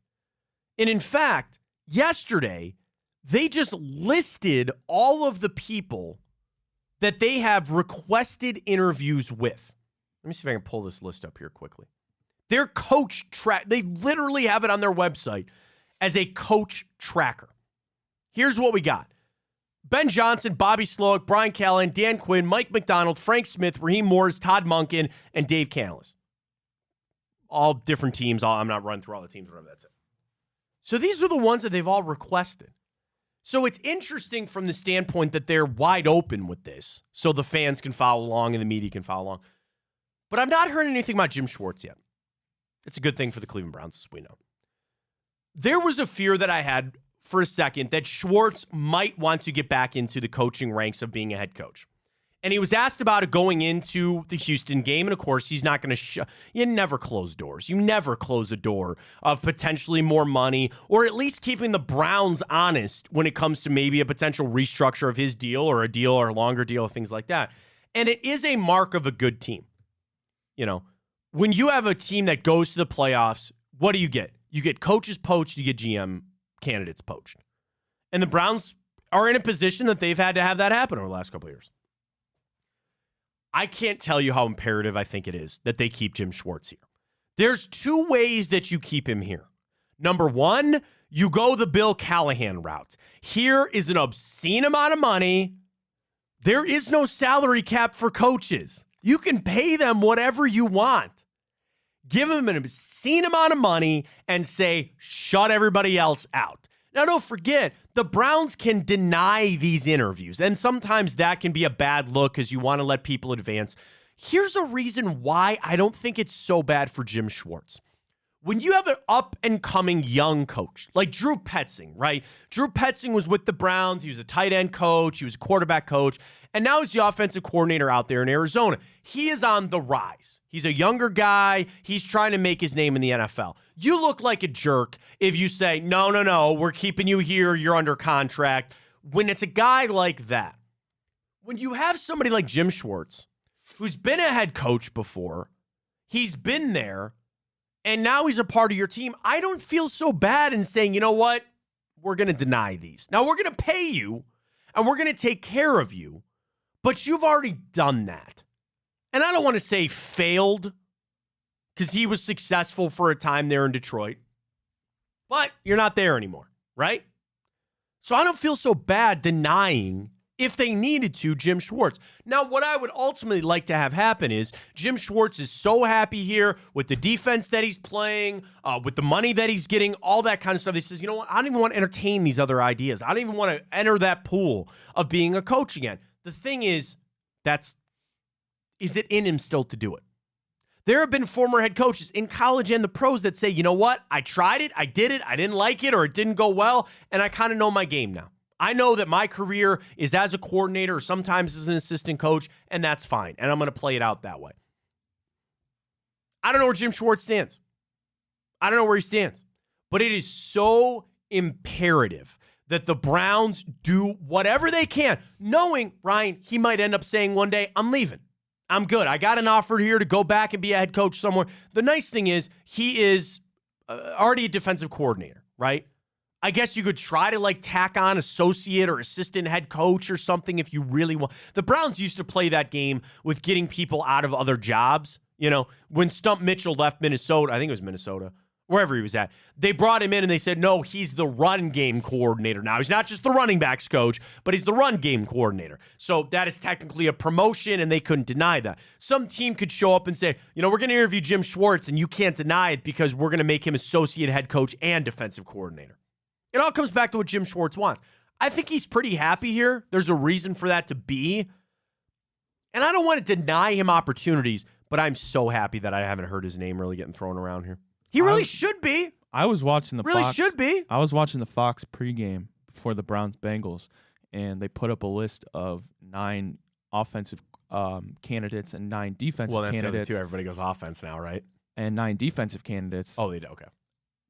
Jim Schwartz wasn't mentioned. Really? In the top 9. Really? Top 9. That's a guy crazy. who's leading and transformed the best defense in football right now didn't crack a top 9 list. Well, and it could come back from a couple of standpoints. Number one, he's been there and done it. But and he's the offensive guy. He's a little older. He's kind of against. But like Dan Quinn was grain. up there. He failed as a head coach.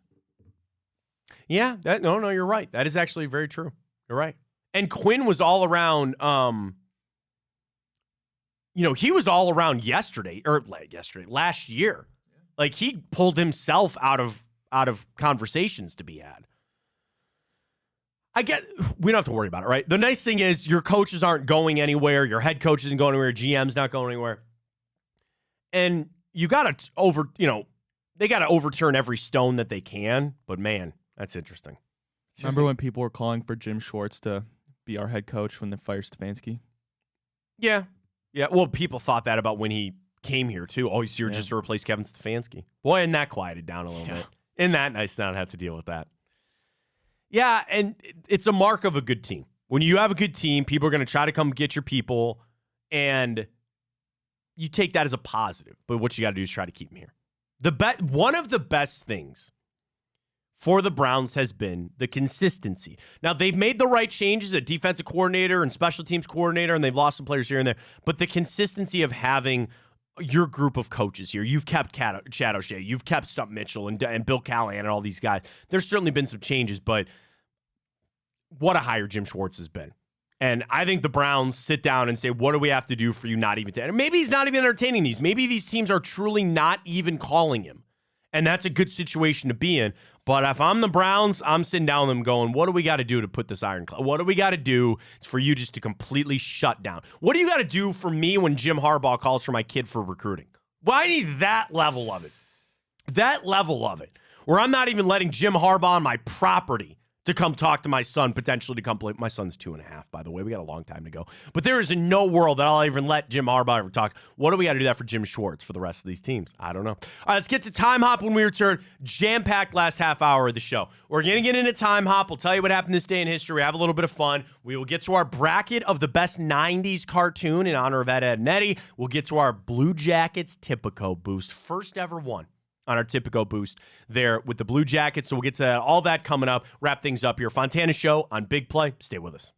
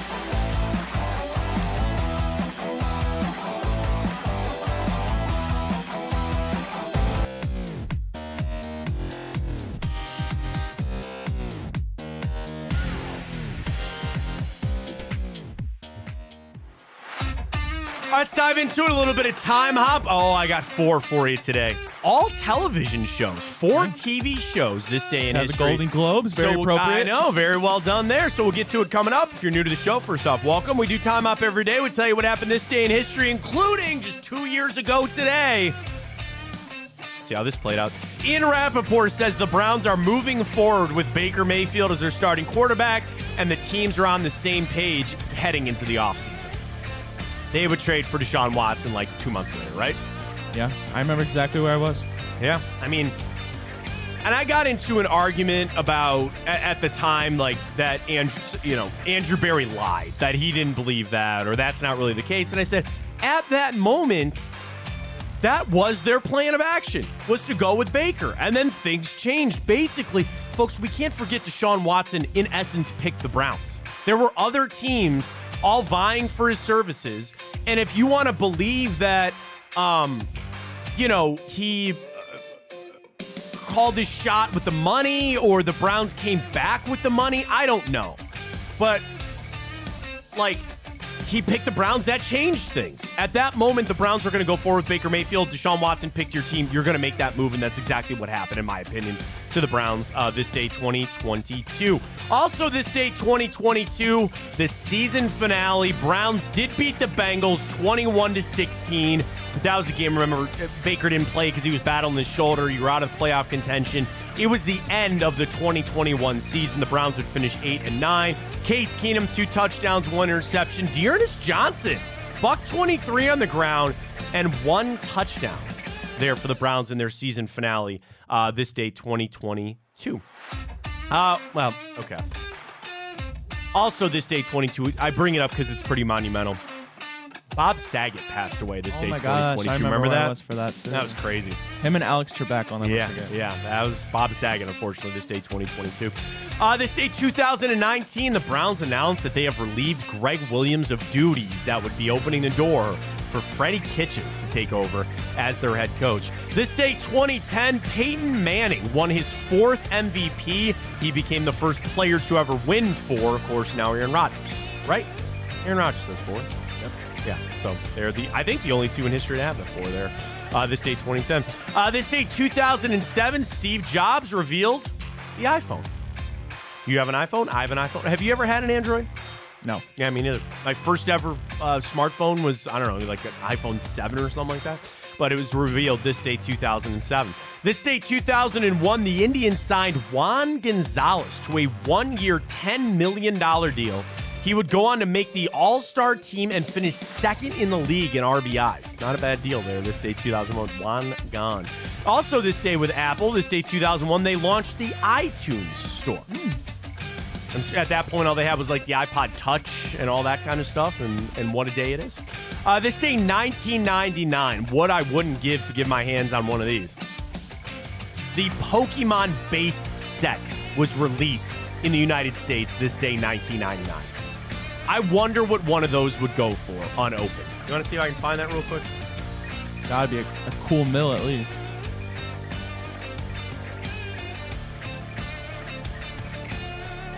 An unopened base set. Just one. I got one. Okay, this is a 1999 base set booster pack. Revised unlimited base set for $18,000. I thought that'd be way more. I thought it'd be more too. But it's like, yeah, I get the base set booster pack. I got one for $11,000 on Etsy. We'll just chalk that up. I'm sure it'll go up. It'll be fine. But it's like, do you remember when it came in the box and you'd open the top of it and then all the cards were inside? And then who was it? Jake Paul that got screwed on his because he thought he bought one and it was actually fake. He punched his window, or I think he broke his window. So I have all my old Pokemon cards. They're probably not worth much. Here's another thing as I just Googled this. There's a lot of 1,000 Pokemon cards for $150 on eBay. And I doubt you're getting a holographic Charizard in that thing. You know what I mean? Like Storage Wars. I can get you a graded Charizard card for $60. Might do that for nostalgia. It's a Mint 9 first edition. $60. Or best offer. Should I make him an offer? I have thousands, upon thousands of baseball cards and football cards that I have no idea I still what have to do them with. too, and I don't know. I really don't know what to do with them or how to grade them. I'll probably just sit in my attic and I'll give them to my kids when I die, and they'll be like, Dad, why'd you keep these around? Just throw them in the trash one day. This day, 1991, Major League Baseball officially banned Pete Rose from the Hall of Fame.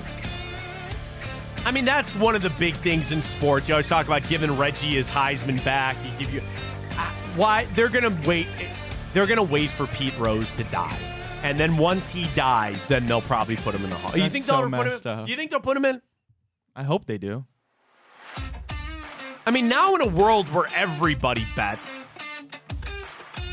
that was just seen as just such the, oh, how dare you, and I don't know. We all know Pete Rose is a Hall of Famer.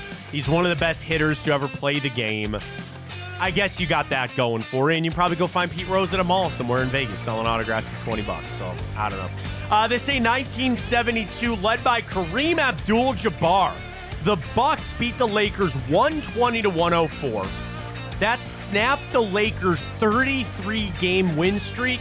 At the time, the longest in professional sports. Kareem had 39 points and 20 boards playing 47 minutes. Of course, it's funny because he would go to the other side of that about when he's playing for the Bucks, snapped their 33-game winning streak this day, 1972. This day, 1967, the New Orleans NFL franchise was officially named the Saints.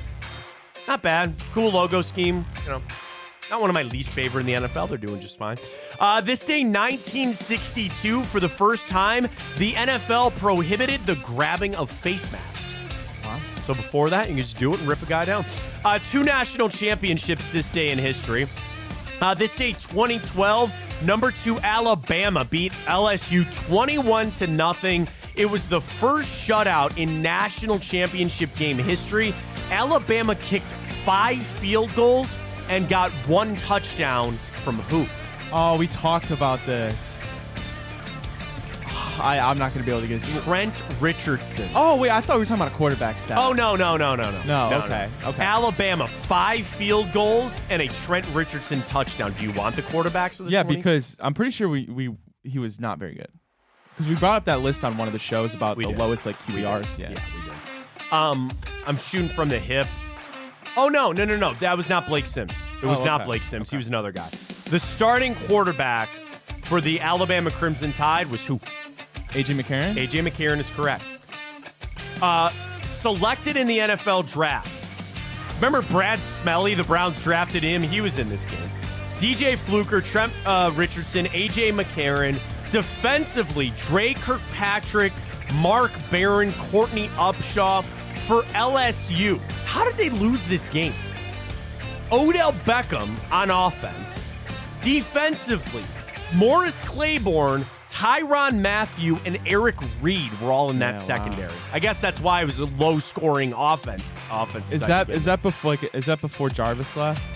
Or after Jarvis left? I think it's before Jarvis, because this was 2012. Jarvis and Odell got drafted in. I think Odell played in that game as a freshman. Okay.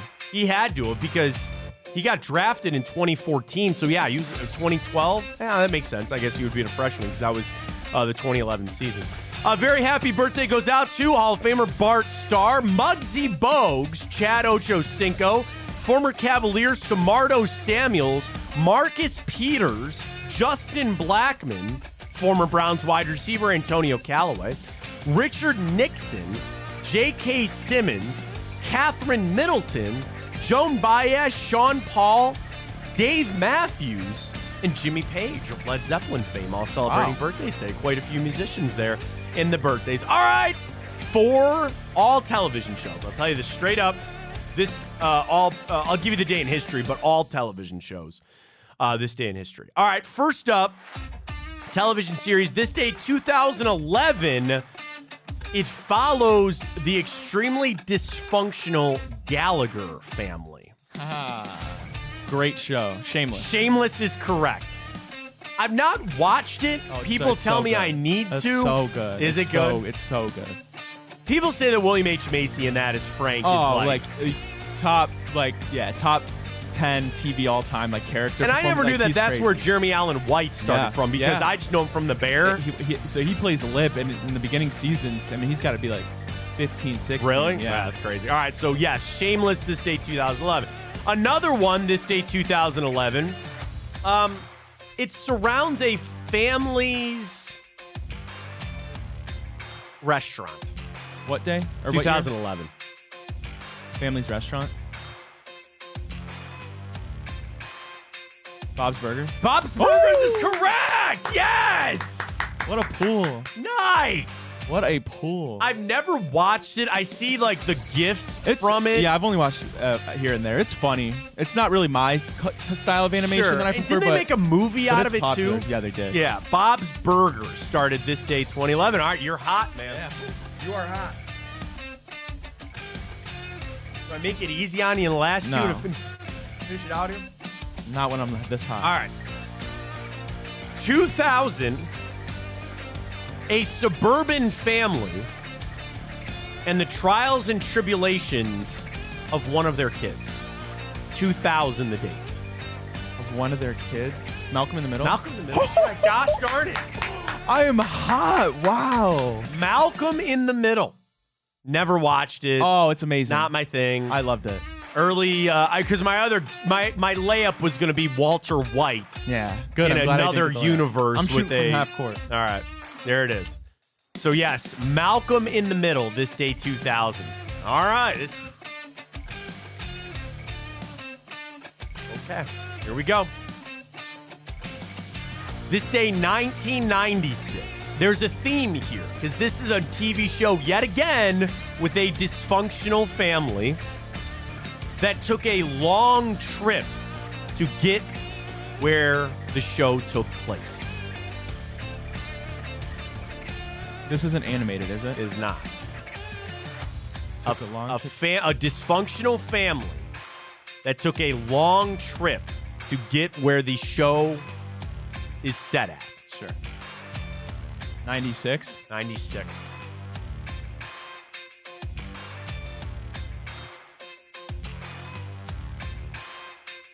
I might need a hint. Okay. Oh, I could lay it up. Okay. The Trinity Killer and Robin are both a part of this television show. Trinity Killer and Robin. Did you watch Dexter?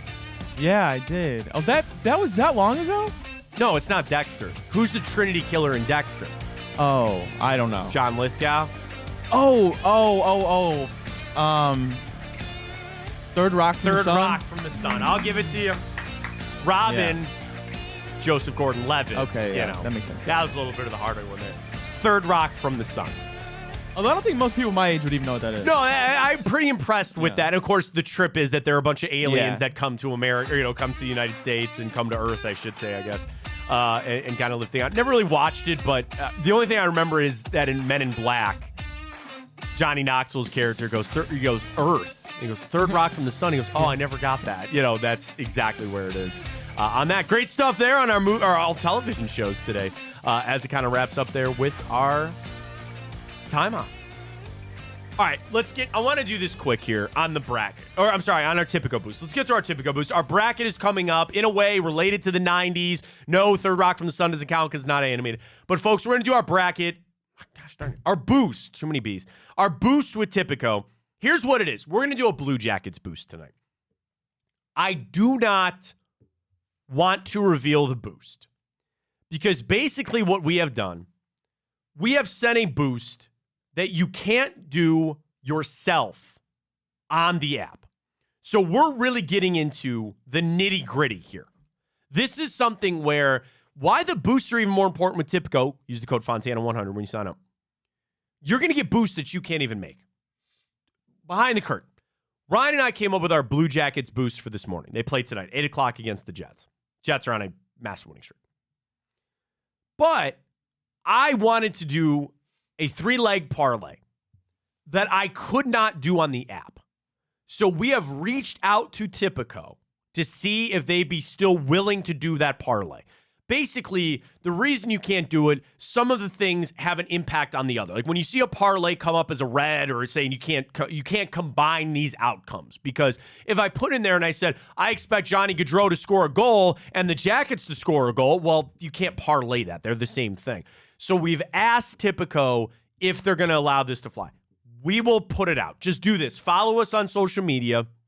At Matt Fontana Show, we will put it up there, and if they let it go through, great. If we got to make some changes, we will.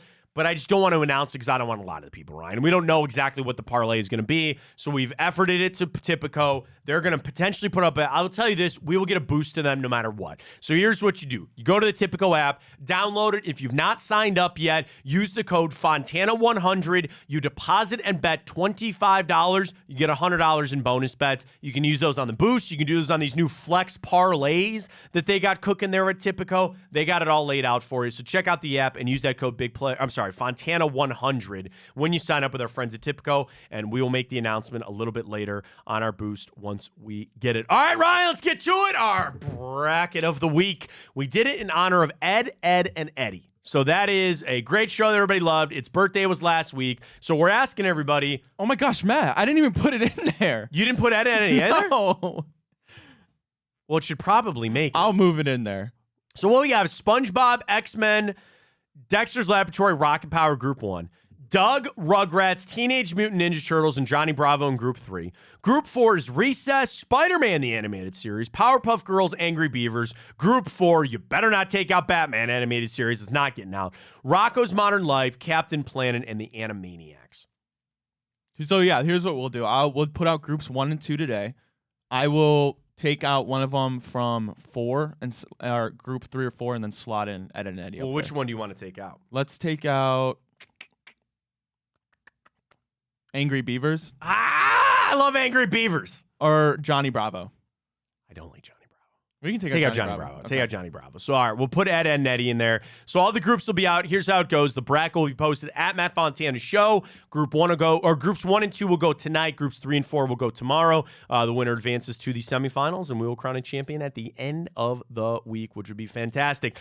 Later today for the Browns, they will actually speak. They bumped everything up a couple days, so we didn't hear from Stefanski yesterday.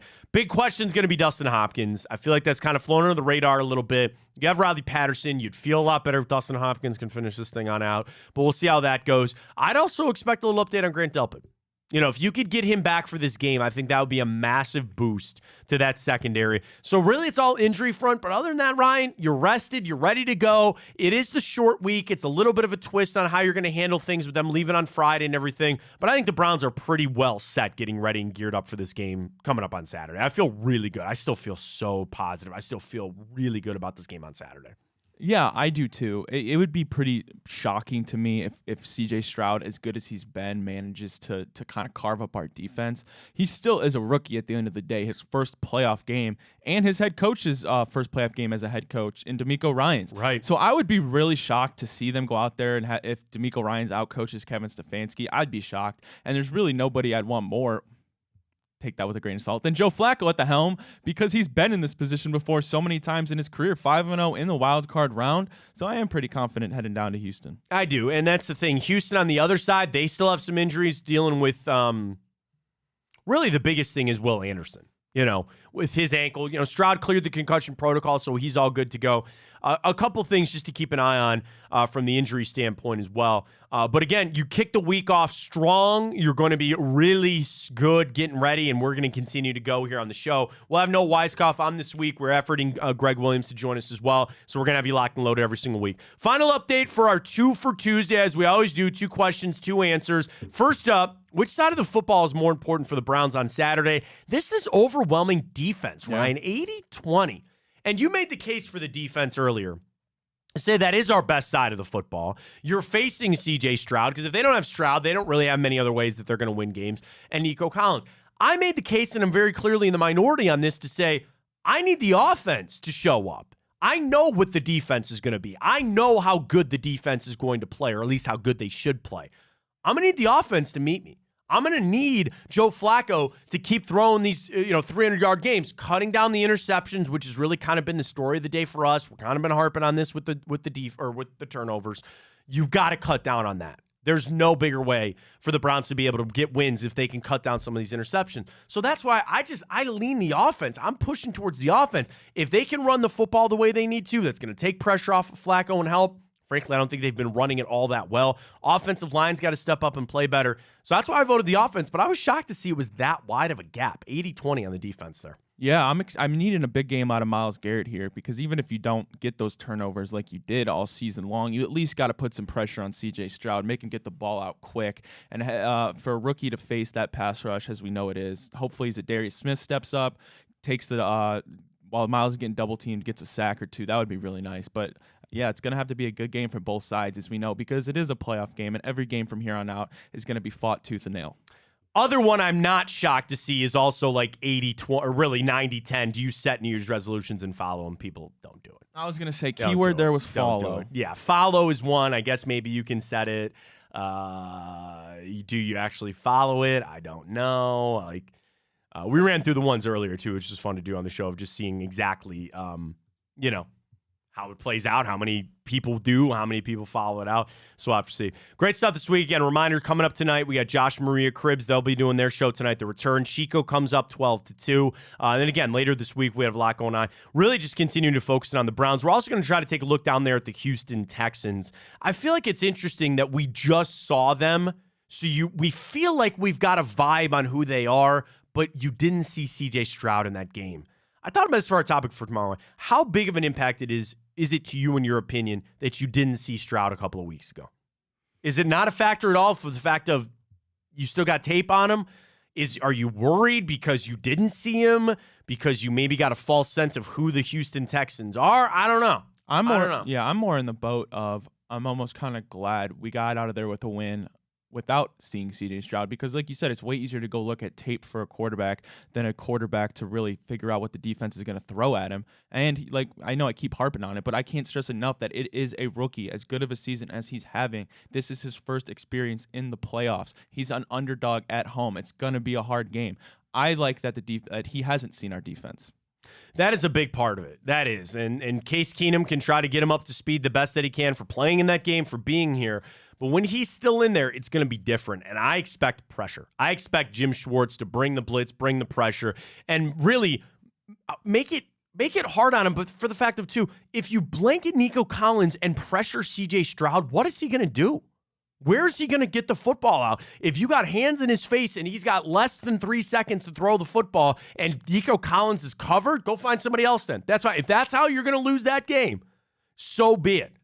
But that's where I guess people are voting on that too, of talking about the defense being the more important side of the football. I guess, Ryan, I just have the utmost confidence that they're going to be able to do that. They're going to be able to handle that. It's the Browns offense still that, you're kind of limping in a little bit. I say that relative, right? You got Joe Flacco who's put up all these yards. You've had to overcome all these injuries. But I don't feel as confident for the Browns offense. And that's why I need them to step up. That's why I think it's more important for them coming Saturday that they show up, that they are the side of the football that'll lead you to a win. We'll see. We got a lot coming up. We'll hear from Coach Stefanski again this afternoon. Injury updates aplenty. Again, on Hopkins, Grant Delpit or someone's interesting to see how that goes. But really, pretty positive, pretty all good for that. Cavs are a couple days away. Don't forget about our boost, folks. We're going to post this on Tipico once we get it. I haven't gotten an update. Let me see here real quick. Not yet seen an update. So we'll see if we can get that done with Tipico. Regardless, we'll have our boost. That'll be posted without a doubt at Tipico. So again, download the app, deposit and bet $25, and use that code Fontana100. You get the $100 in bonus bets. You can do it on flex parlays. You can do these new boosts that we're putting up there every single day. They got it all for you coming up at Tipico. Great stuff today. Appreciate everybody joining us. Chico coming up at 12, and then tonight, Josh and Maria Cribbs. Don't forget that with the return, and we'll join everybody tomorrow for another edition of the Fontana Show, 9 to 11, right here on Big Play. For Ryan Tyler, I am Matt Fontana, and as always, take it easy.